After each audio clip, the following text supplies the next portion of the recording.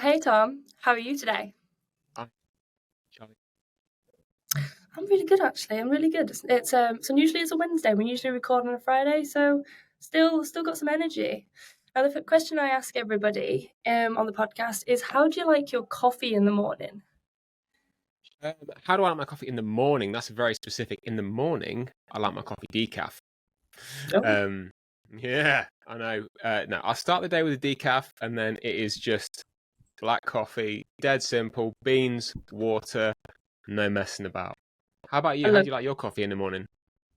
Oh, I am actually a soya caramel latte kind of girl.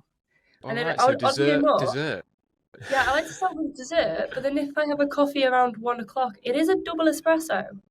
It goes the other Mm, end of the scale. I like to think that's why I go to the thicker, like more flavoursome stuff. I love that. Get your pep in the middle of the day. Yeah, exactly. Well, you don't need it in the morning. You just want a nice drink in the morning, whereas you actually might want that little pick in the A little afternoon. boost. Now, Tom, Mm, what is it that you do, and why do you do it? that's a very good question. So I do many things. I do many things. The number one thing that I do, or that I am trying to do, is that I am a coach for creative rebels. So people who are self-employed, they are working in the creative space, using their skills as a service for their clients, for their customers. Um, I do it because, firstly, working for yourself is really hard. Secondly, everyone deserves support because I believe people are awesome. And if I can be in the corner for somebody when they really need it, I'm here for it. So I lean into 10 plus years of freelancing, 15 plus years of creative industry background. So I've been about a bit. I've been around a little. Um, but I really want to help people tap into their own experience and expertise and make the most of what they have and where they want to go. Now, can you, for the listeners, just provide an example, especially for listeners who don't necessarily work in a creative job? So, for instance, I've lived and breathed the creative world, so I know some of the challenges that you speak of. But can you just Mm. contextualize that, please? Yeah, absolutely. I think specifically for the self-employed person, um, we tend to get a little bit blurry on our boundaries sometimes, Mm, especially when it comes to maybe the kinds of work we really want to do and the kinds of work we're willing to take on. Those two are very different things. So the things that I tend to work on with people, um, I put them into the kind of three different buckets, I guess. One is confidence, one is resilience, and the other one is trust. mm, So confidence in your abilities and what you can do. yeah, Resilience when stuff gets hard, because it yeah, will get hard. yeah. And then learning to trust yourself, but also learning to trust other people more as they Mhm, come into your space. So when it comes to the work that you want to do versus what you'll take on, I try and work through the thought processes with people on where the conversations go with potential leads and potential clients, and how these individuals can then show up and support the stuff that they want to do, that they're willing to do, without feeling they need to compromise on what they stand for, or just what they're comfortable with in the name of landing a client. Because sometimes we do kind of go, not had any work today, I'm gonna take anything that comes across my desk. yeah. And as soon as we get to that point, I shake my head and I go, let's work it, out, let's work it Mhm, out. Um, so confidence building to really be yourself and own that space, and mhm, not feel that you need to compromise on what you believe, who you are, what you do, just to land a client. mhm. So let's say a person is in that position that Hmm. the sales are looking a little bit sparse. They don't really know what's coming next. They don't know where that next sort of money is coming in. And then say somebody does come along and say, "Hey, can you do this?" But it is outside of their remit. Can you give an example then on what's the next step that person should do? Talk to me. There is no hard sell with that. So, what should somebody do? That person should. In fact, I'm not going to say should. I'm not going to say should because as soon as we work in the world of should, everything becomes very absolute. What they could do, what they can do, is they can pause. They can take a breath. They can really listen to what's being asked of them. And honestly, if they can just make a little space in the conversation to hear their gut working, yeah, and to start to actually work out how it feels, to maybe say yes to that thing, or maybe say, actually, this is outside of my wheelhouse. I'm not really going to take it, but thank you anyway. If they can make a little space just to hear that, and then maybe have a practiced tactic to take it forward or to shut it down, they make the space for that. And I mean, that's something I do with people is actually provide that that practice space. Role play in the professional sense fits plays very heavily into what I do, because if we can play out a conversation and then you equip somebody to with tools to go and actually say, look, this isn't what I'm here for. It makes it a heck of a lot easier. And also, if it isn't within their wheelhouse, they can always give it to someone else. Well, that's exactly what I was just sort of going to add on to that. There's two things, what you're saying I absolutely love. Is the first thing is the breathing. I'm a big fan of regulating your body, regulating your nervous system by just taking a moment and breathing. So it far more kicks in the rational brain about it. Just because sometimes you do want to just take that little bit of emotion out of it, some decisions. Just almost it helps me. I can't speak for other people. It helps me give that bit of clarity, like you said, to then look to the gut and say, well, what is my gut saying about this situation? This slight segue. I always have a little joke. I'm actually allergic to gluten and dairy, and I believe in I trust my gut a lot. What I don't trust is that it can't handle gluten or dairy. That's the only thing it can't handle. I hope you found good ice cream that's non-dairy. Oh, I have. I have found some fantastic ice creams. I will start linking them below yes, for anybody out there listening. But yeah, it just kicks in that rational brain to go, okay, no, it is outside of my wheelhouse. And that's the action I would first take is who in my network could I recommend to do this job, who I trust to do a really, really good job. And then what I then like to then lean on is the law of reciprocity. I can never say this word, reciprocity. Hope you guys all got that. That's one, thanks guys.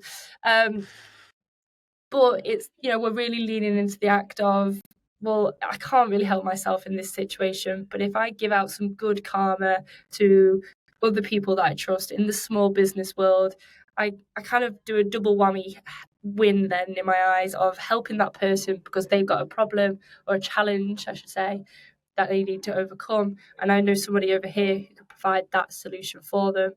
I know somewhere in that universe that karma will come back to me in time. It might just 100%. Not be now.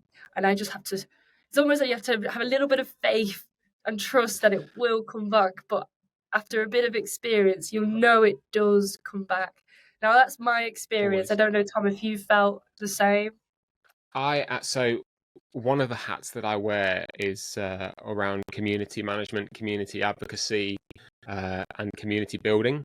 So I fully understand that sentiment, that it comes back round. Because when you surround yourself with the right people and the people who understand you, and you can, in fact, you share the love, right? Mm-hmm. You go, I can't do this. I know someone who can. There's Yeah. 3 wins Yeah. in that situation. Like, the client gets a solution. You've already said it. Someone else gets some work potentially. Yeah. But you win because you look good to at least 2 people. Yeah. And I'd It like to reminds say me it was altruism. I'd like to say it's altruism because it do, but it genuinely, it feels good to give, and you look good doing it. yeah. It And like, sounds I so mean, cliche as well, but ah, once you've experienced it a few times, you're like, oh, but it works and it but it feels good. works, and it really, really does. Like, to be able to say to somebody, "I believe in you enough that I can put you in touch with somebody else." I mean, you're putting your own neck on the line there.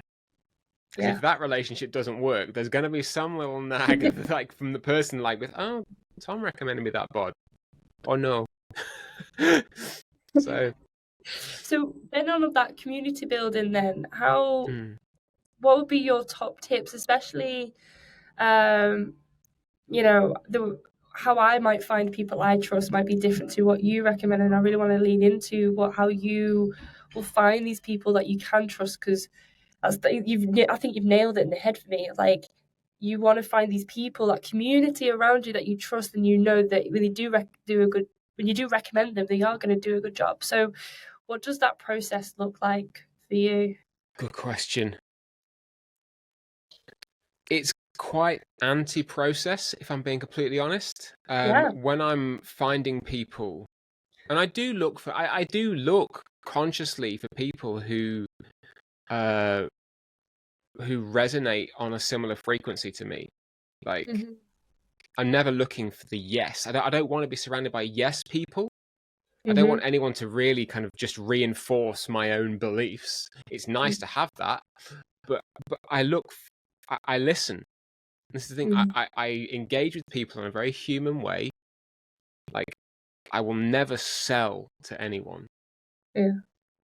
Which, again, this is kind of probably someone says that's bad business, but I will never sell at anyone because the thing that I want to know first is the person.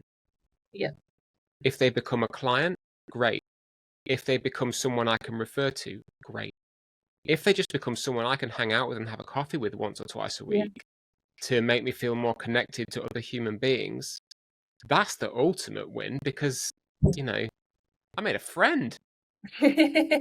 Like, honestly, and I have to say, like, when we get to 40 years old and life is happening all around us, like, the opportunity to make new friends doesn't happen as often. Yeah. Um, so just showing up in a very human way, looking to connect first. That might be through LinkedIn posts. You know, you might Mm. just be commenting on the same people's stuff time and time again and start to build up that picture. You know, Mm. you might go to a networking event, the same one, like once a month, twice a month, and you'll see the same faces. Mhm. Just be aware of who's there, what they're interested in, and start to get to know them almost. And this is the beauty of the internet, like almost in a removed kind of way. So you kind of get the facts out of the way first, and then you can really get to know them. Yeah. Yeah. Um, I don't know if you found this. It almost feels like you get to meet somebody for the second time when you meet them for the first time because you've already absorbed their stuff through LinkedIn, so it feels like you know them already. Yeah. All literally all the time. And Yeah. I love that kind of peeling the on people and Mm, going, well, okay, great. This is one thing that you're passionate about. Oh, I didn't know that you had all of these other different layers to you mm, and different interests. And uh, yeah, I love that kind of exploratory journey, so to speak. And yeah. sometimes I will be honest, sometimes you kind of start exploring down a path where you thought it was kosher, and then you kind of go, okay, no, we've kind of explored more, and it's not for me, but I kind of wish you well. And because I Yeah, want to go absolutely. back to that no bit where I always want to emphasize, not you're not you're gonna be I might be a bagged character in somebody else's life, or so somebody else's narrative, but I might look Mm-hmm. like a good character and somebody else and golden person in somebody else's life, almost Mm, like a book. And I always think the same with clients, and I also think the same with networking, and just going full circle back to saying yes to no to bringing on new clients as well, because like you said, yeah, it's that relationship. Yeah, but that's where I everything do starts. love that. Yeah, I'm gonna say that journey. I love having known somebody for a year and going, oh, I didn't know that about you. Yeah. You know, because sometimes it's something they probably didn't even realize about themselves, and they're kind of bringing it to light as their identity change, as they are growing, as they're Mm, developing. And I don't know if that yeah. kind of sort of represents who the people like to hang out with, the people that kind of like to evolve or change. But It's that's one of the my favorite things. yeah, the relationship boundary changes. Mhm. I think the relationship boundary changes, like, and as you say, you peel the layers, and the wider that boundary goes, the more layers you get to unpeel. You know, um, it goes the same for contacts on network. Goes for your community, because network and community are not the same. They are What's not the the same. difference? Can you define the difference then? Yeah, I absolutely can. This is welcome to my soapbox. So God, followers I hope are not everybody is net. Are you ready ready. for this? So followers are not network, is not community. Okay, so the number of followers you have on LinkedIn that's people absorbing your stuff. They're not even your network, because you haven't engaged with them in a way which would even allow you to make a broad referral. Your network, they might be the people who you know their professional capacity is good. You could probably have a one-to-one with them at a networking event, and it'd be cool. It'd be good. You could chat, you'd get to know them, you'd know what they're about, and you could probably say, yeah, that person's not a so-and-so. I could probably refer them to somebody. Great. Network of people around you. Your community are people who get your heart. Mm. They are the ones who know what what drives you as a human being, as a professional, as a amalgamation of atoms on the planet, however you want to show up. The Yeah. community is the people that actually will see you for you and support you in that. So they are. I mean, I think the only next step into that will be family. Yeah. Like, and family is what you make it. There are people that I've met through my network who then became my community, who I would say they are close to family Yeah. now, because we are that close. So I think that's definitely something to remember when we talk about community, big air quotes. And I see it a Yeah. lot, especially in the social media space, like, oh, my community is great. And it's actually like, no, you've built 15,000 followers of your content, and you've also got a network of connections of 2 or 3 thousand people. Your community might be 50 people, 100 people, if that. And it's remembering where the core is, so that you can Mm-hmm. really bring yourself to that and come to life. Mm-hmm.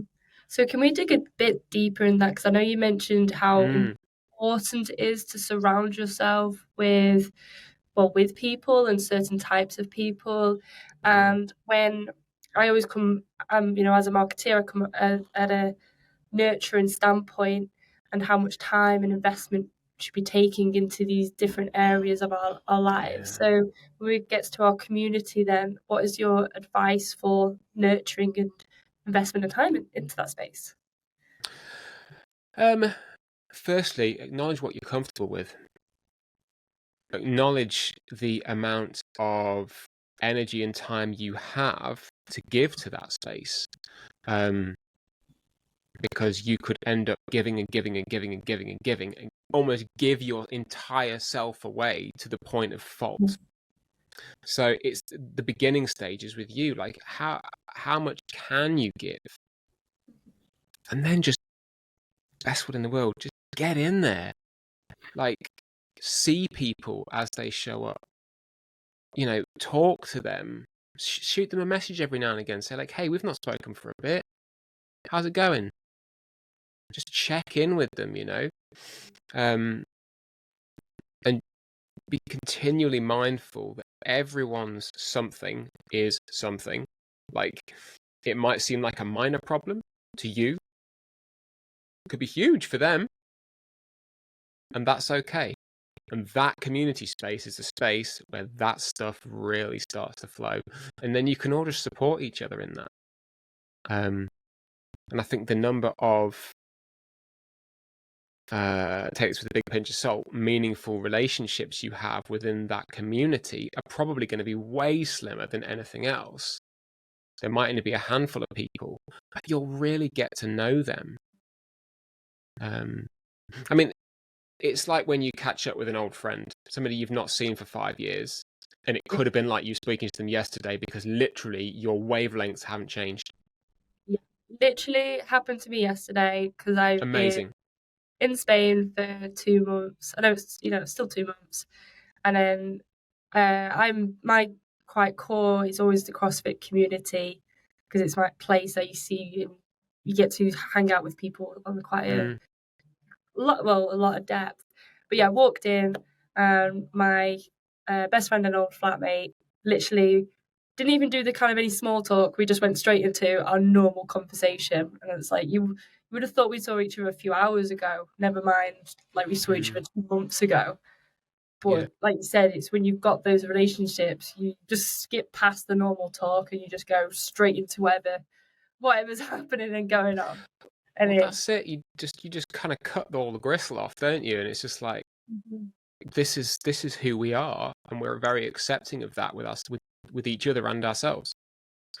And one of the things, right, the energy that you're coming off is you feel so comfortable with what you are doing and how you're helping, and obviously that is how you're helping freelancers in the creative space. Now, you have been a creative, like for the last 15 years, like you said, in the industry. What were some of the experiences that you went on over the last 15 years where you've come to learn these almost guidelines, let's call them? Yeah, that's a great question. We could be here all day because there are a lot of stories. I have worked in many different industries, in many different types of business, with many different types of people. Each one of those taught me something different. And every time that I moved on from a job, let's say, because when I had jobs, it was always for some kind of growth, okay? Until the times it wasn't, because I just ended up in a very toxic environment. But to the same degree, that is also for growth. The things that the experiences of being employed in different places taught me is it really started to cement what my boundaries are and what I will actually tolerate, both as a professional and as a human being. Because the last, and I'm not shy about saying this, the last job I had was absolutely horrible. We were not treated well as people, and it pushed me into a semi breakdown to the point where I said, I can't do this anymore. I will not do this anymore. Notice went in, and I was done. I mean, and this was after a long period of degradation. The business basically broke down, and us trying to support it to keep it afloat, we were literally dragged down with the ship. Yeah, it's the frog in the pot situation. You find all the time. For people who don't know, the frog sits in a cooking pot in cold water, and then the heat slowly but surely boils the hot water, and then the frog goes to sleep, as opposed to the frog going into hot water and jumping out straight away. You just don't know. is happening around you until it really is too late. This is it. And I think I think when you've been through a few different experiences and you realize you've taken something for the wrong reason, but you Mm-hmm. still persist with it, and you then become in conflict with yourself and Mm. your own morals, your Um, own ethics, like at that point, everything becomes really hard. And this is one mhm, of the reasons why I want to show up for people as I do and help them through those periods where they're establishing themselves, or maybe where they feel at a mhm, turning point in their career. mhm, I didn't really have that, mhm, and I felt very alone. mhm, And like that in itself said to me, find people, get mm. to the right people. I mean, it was a long journey. I'd say I'm still learning it now. Yeah. Like I'm still You'd learning be, now, like well, 6 years in. you'd be bored if you weren't still learning. You'd be bored, and it wouldn't be exciting and enticing to get into a 100%, subject. But like you 100%. said, if you're helping one person at a time. Now I know from my own experience, as I've bobbed and weaved my own professional career, um, I found the normal common pattern for me is almost kind of my identity, on actually how much I know my identity. Hmm. Does that make sense? Because Yeah, yeah. it changes. I've done several careers. I've been as the elite athlete. I've been the foodie. I've been the marketing guru. And more these days, I'm more like a pie. Like it's all of them, rather than necessarily just one. Talking my It's language. Yeah, it's more like slices these days, and I'm Mm. far comfortable with that. But that's my journey in a very Mhm. snapshot. So, is there anything you can do? How do you help these freelancers kind of really understand themselves to then really understand their boundaries and even their vision then going forward? Great question. Great question. Um, One thing that I try to express to people, because I don't tell, and this is the thing, this is something I must be very clear about, Mm, is I don't tell people, because who the heck am I to tell you how to do what you do? mm, What I, as you just said, like I help them find the line. And what I will say to people is this: I mean, as you've changed through different personas mm, in your professional careers, and this is what I would encourage anyone else to try and do, is to understand the points of change and say, you know what? Change ain't a bad thing. If you are in something, like you're in the first part of your design journey, you're enjoying doing websites, you go, I want to make websites for this kind of person and do this, right? You get to a point and you go, oh, I think I've achieved that. Do I still enjoy it? Does it bring me mm, joy? If the mm, answer is no, you go, great, I've walked that line. Let me change and go somewhere else. And and it's being able to get to goal points or to mm, destinations where you can stop, look back on where you've been, mm, maybe look to where you want to go next, broadly speaking, mm, and just say, is it the same direction? Yes. Great. We carry on. No? mm, Brilliant. Let's try something new. mm, And accepting that change is part of what we do, because we can still be ourselves through every part of it. mm.